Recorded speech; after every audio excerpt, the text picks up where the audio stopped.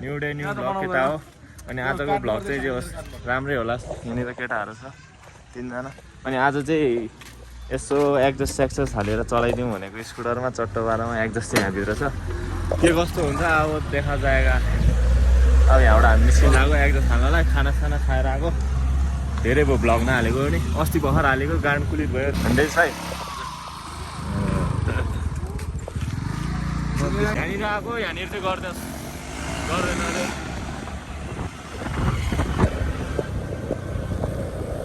रफ्तार चाहिँ यहाँ आइसक्यो होइन हिरो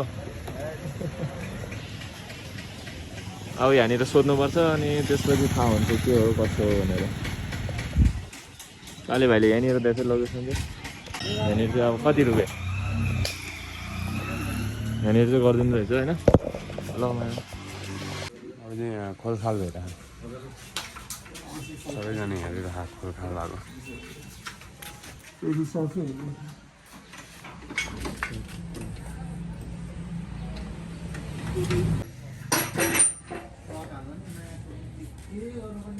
भइसक्यो अब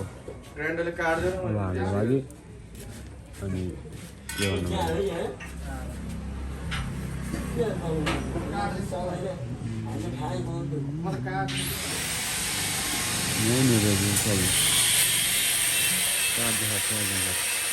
अब चाहिँ यसरी जोडी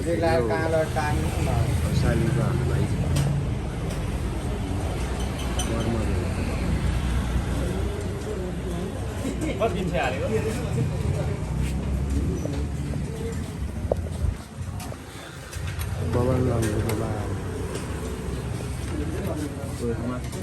हाल्दैन हाल्दा झन् बबा लाउने हो अस्ति पनि त्यस्तो गर्थ्यो मान्छे गाडी खाएको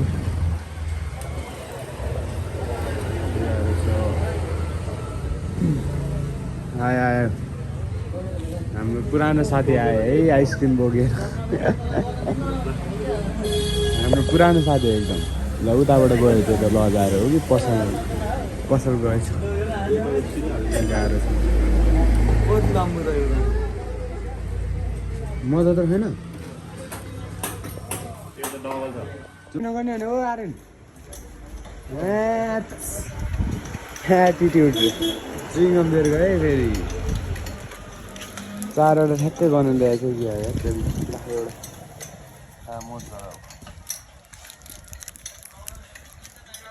के गर्नु मेरो वाटरमेलन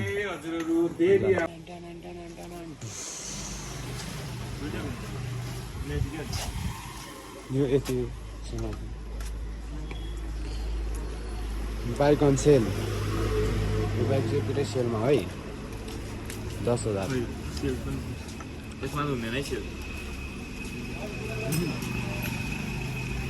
नम्बर प्लेट पनि छैन त हामी काम चाहिँ यहाँ भइरहेको अब 4-5 मिनट हुन्छ होला त्यसपछि फेरि बाहिर निस्किनु पर्छ अब चाहिँ हामी आइसक्यो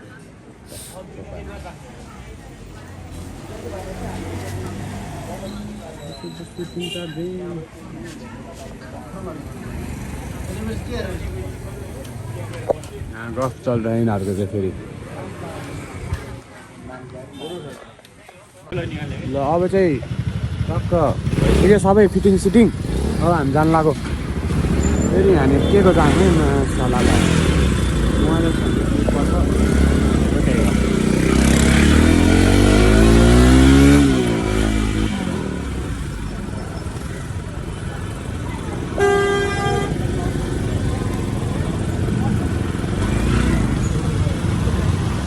सिबी किलरको काम पनि भयो अब सिबी किलर अगाडि अब हामी पनि जानु चट्ट पारामा यो माया सर प्याम्पोले लास्टै झुलाएर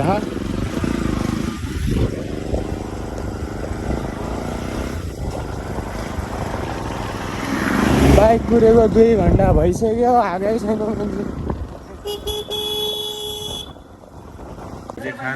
खाजा खाएर निस्केको अब चाहिँ कहाँ जाने भाइ अब मास्टर जाने कहाँ उता टाढा जाने रेडुङमा जाने कि कहाँ जाने ल अब चाहिँ हामी निस्किनु लाग्यो स्विजरल्यान्ड पार्क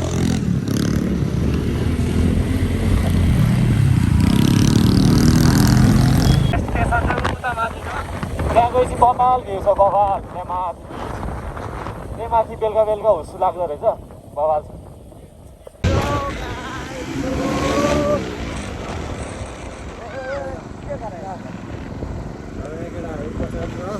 अगाडि गइसक्यो त्यहाँ मुखु दाइ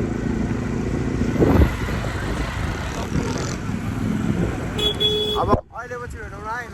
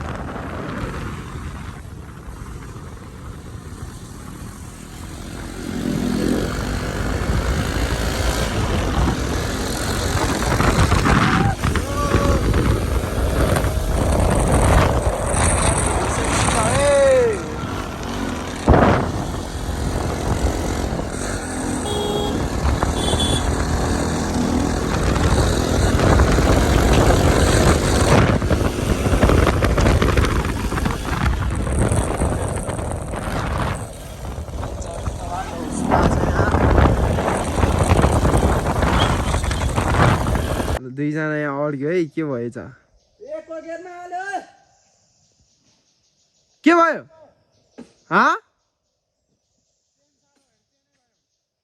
चेन गयो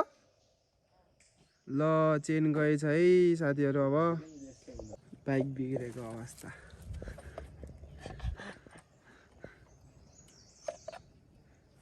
चेन फुस्क्यो चट्ट यहाँ खोलिरहेछ केटाहरू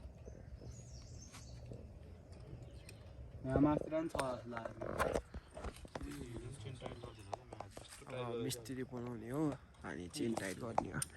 यहाँ दुईजना मिस्त्री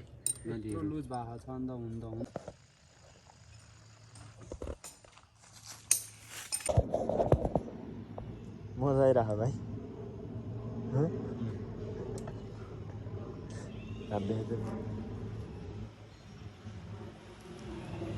बाइक बिग्रेर त नाम भयो खतरा थियो र बाइक बिग्रियो के भन्नु फेरि माथि गएको यहाँ सला कप्सले लखाड्यो भने कप्स आइरहेको रहेछ स्कुटीमा भाडा गरेर धाल्यो सला फेरि पछि हेरौँ भाइ अब यस्तै रहेछ के गर्नु दुःख पाइहाल्यो अनि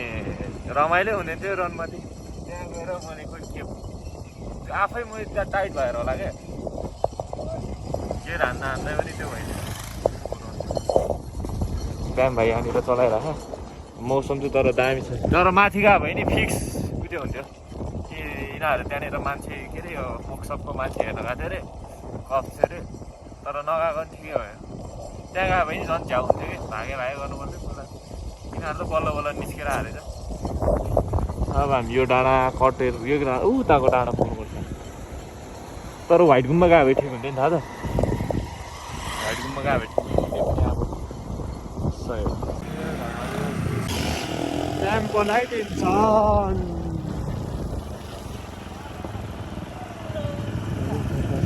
हेलो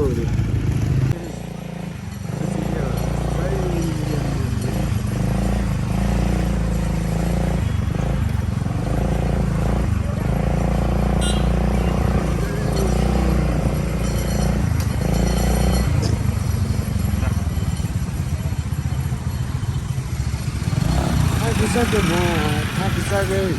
तिम्रो कुरा यो थाकिसकेँ म अन वर्किङ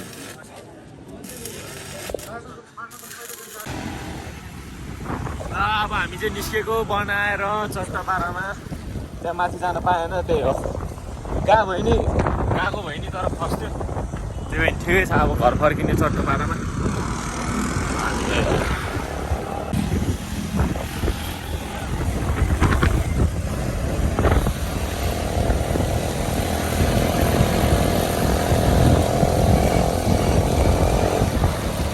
हामी टेम्पर ग्लास हाल्न लाग्यो मोबाइलमा त्यसपछि अनि बाटो पारामा अगाडि डेन्स भएर कालो दाजुले चलाएर स्याम भएर चाहिँ हामी घरतिर जानु लाग्यो ल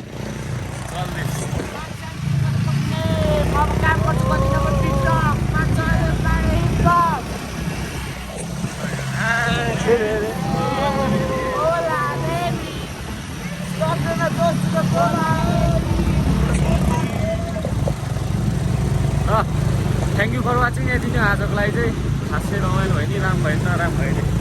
सही हो ल